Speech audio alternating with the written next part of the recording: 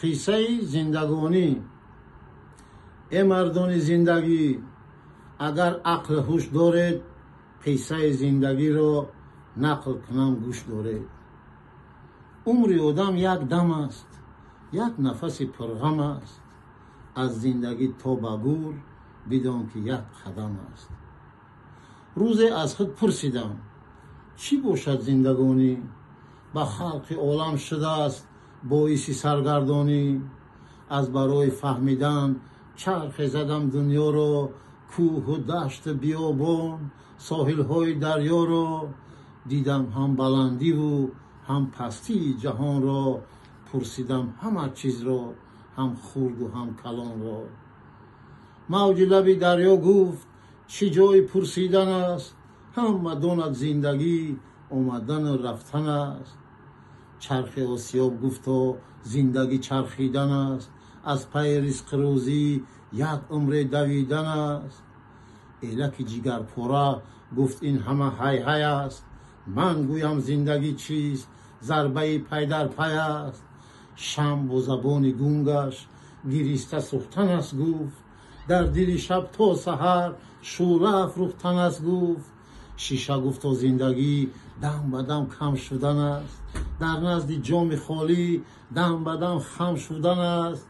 برگ درخت گفتا که زندگی ترسیدن است، تا آمدن خزان در شاخه لرزیدن است.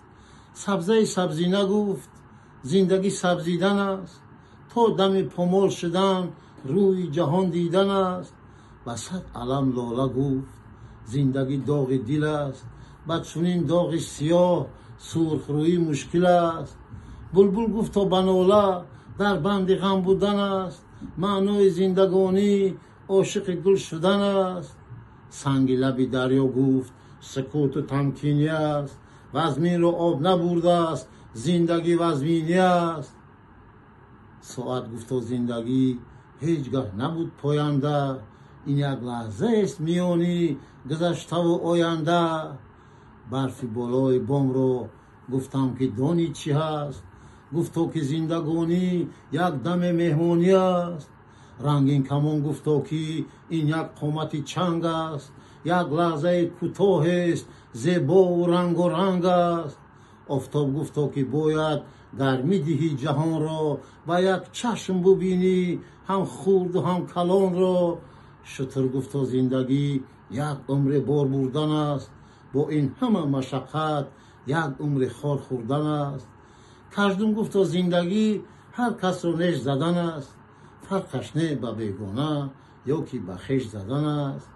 زندگانی گفت عقاب بلندی پرواز است، قنات‌های پرقوت با چشم دوربین ساز است.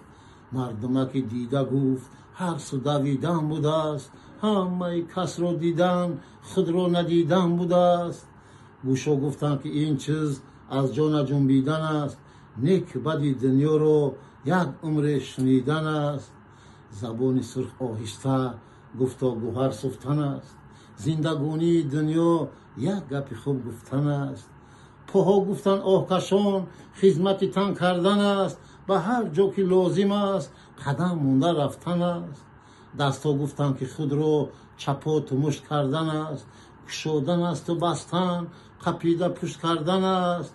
اشکی بری دیده گفت زندگی شوریدن است، در وقت شادی و غم چو باران باریدن است. دل گفتا که تا مردن چون ساعت کار کردن است، با این همه مشکلی خدمت یار کردن است. بینی گفتا با علم آسایش ندیدن است، چون به نفس زنده ایم پس نفس کشیدن است. کله گفتا با وقار عقل سالم داشتن است، معنای زندگانی تخم نیکی کاشتن است. خلاصه هر کدامش به هر طریق می گفتند، عجیبش این که آنها بسیار عمیق می گفتند. پرسیدم من از علی محمد مرادی، بگو که زندگی چیست اگر مرا استادی؟ خندیده گفت استاد ای قاسم جان ظریفی، عجب سوال دادی از راستی که ظریفی.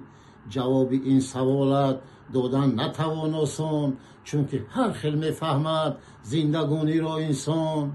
аз барои баъзеҳо зиндагӣ ғам хӯрдан аст, аз барои дигаре кайфияте бурдан аст. зиндагӣ як саманди сармасти ноором аст, одамро ҳар су барад як аспи белаҷом аст. шодиву хурсандӣ бо дарду ғам аралаҳ аст, шабу рӯзаш печ дар печ мисли банди алаҳ аст. барои мо шоирон тухми сухан киштан аст, дар васфи зиндагонӣ шеъри хуб навиштан аст.